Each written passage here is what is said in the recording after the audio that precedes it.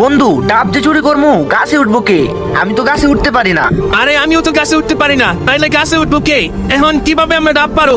আরে সমস্যা নাই, আমি তো গাছে উঠতে পারি, কোনো টেনশন নাই, আমি উঠতাছি। তোরা খালি আশেপাশে দেখ কেউ আসেনি। আচ্ছা ঠিক আছে, তুই গাছে উঠ, আমরা নিচে দাঁড়ায় থাকি। A few moments later. ভাই দেখিস কেউ জানি না দেখে আমরা যে ডাব চুরি করতাছি। ধরা পড়লে কিন্তু মান সম্মান সব শেষ হয়ে যাইবো। আরে সমস্যা নাই, কেউ দেখবো না, কেউ আসলে আমরা জানামু, তুই কোনো টেনশন করিস না। এই বেটা তোরা কিন্তু আমার রাইখা আবার চলে যাইস না।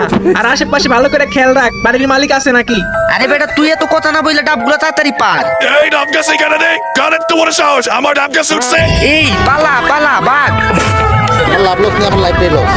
এই ডাব চুর, তোর তো সাহস কম বড়, ডাব দিয়ে আমার গাছের মধ্যে ডাব চুরি করতে উৎসাহ, তোর আজকে খবর আছে। আঙ্কেল আমি আসল চোর না, এই গাছের নিচে যে দুজন ছিল ওরা হইতেছে আসল চোর। ওরা আপনার দিকে পালাইছে, কিন্তু আমি কিন্তু পালাই নাই। এই বেটা তুই পালাবি কেন? তুই তো গাছের মধ্যে ধরা খাইছ, তোর তো পালানোর কোনো পথ নাই। আঙ্কেল গাছের নিচে যে দুজন ছিল ওরাই আমার গাছে উঠতে বলছিল। সেই ডাব চুর, ধরেন আঙ্কেল ওরে ধরেন।